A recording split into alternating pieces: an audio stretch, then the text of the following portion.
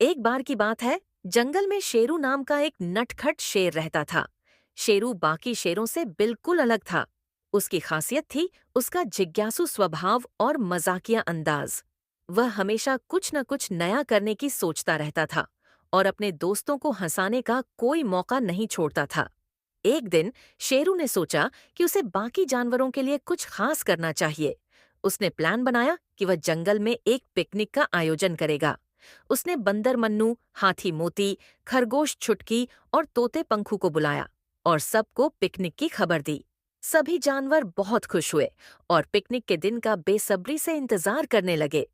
Picnic वाले दिन शेरू ने अपने दोस्तों के लिए तरह तरह के खेलों का इंतजाम किया था। पहले खेल में उसने सभी को आंखें बंद करके फलों की पहचान करने का चैलेंज दिया। शेरू ने सबके सामने एक केला रखा और कहा, बताओ ये क्या है?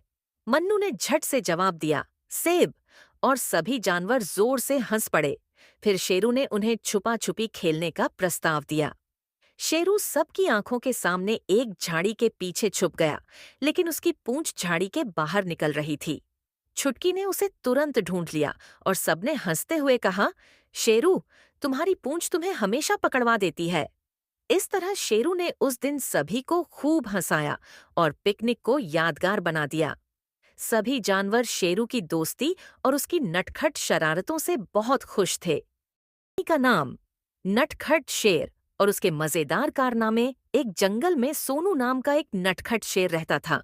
सोनू बाकी शेरों से बिल्कुल अलग था। उसे शिकार करना या दाँतना कम और मस्ती करना ज्यादा पसंद था। वह हमेशा अपनी लाल टी शर्ट, काले शॉर्ट्स और नीले जूते पहने रहता था और सबके बीच अपनी नटखट हरकतों के लिए मशहूर था। एक दिन सोनू ने सोचा कि वह जंगल के दोस्तों के साथ कुछ नया करेगा। उसने एक तरकीब सोची।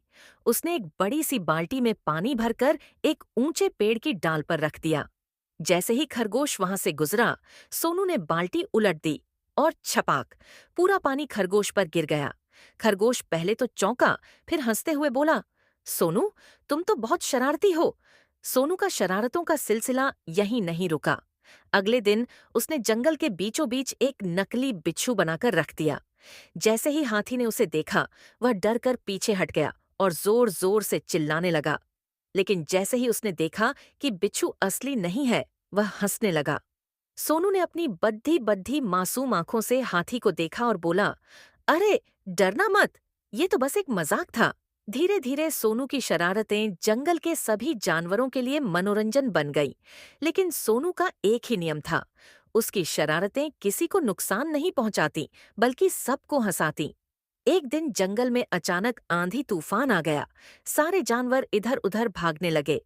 सोनू ने तुरंत समझदारी दिखाते हुए सभी को एक सुरक्षित जगह पर इकट्ठा किया और खुद उनकी रक्षा में खड़ा हो गया।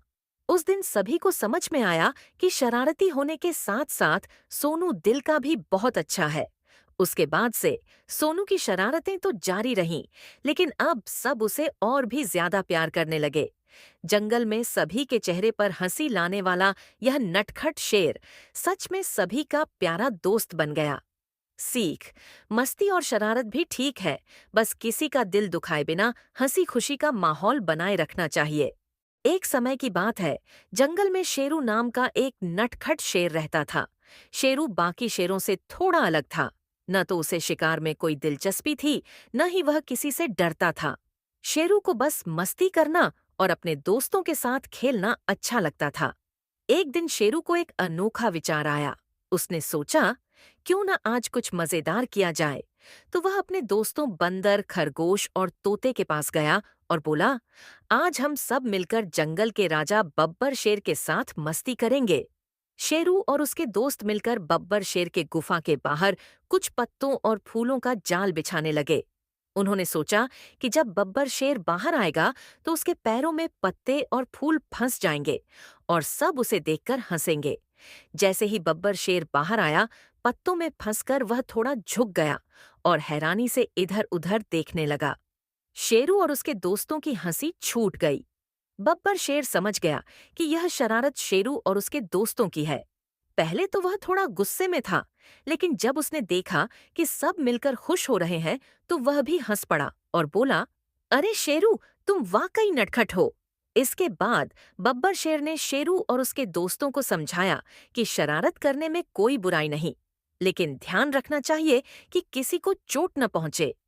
शेरू और उसके दोस्तों ने वादा किया कि वे भविष्य में भी शरारत करेंगे, लेकिन ध्यान से।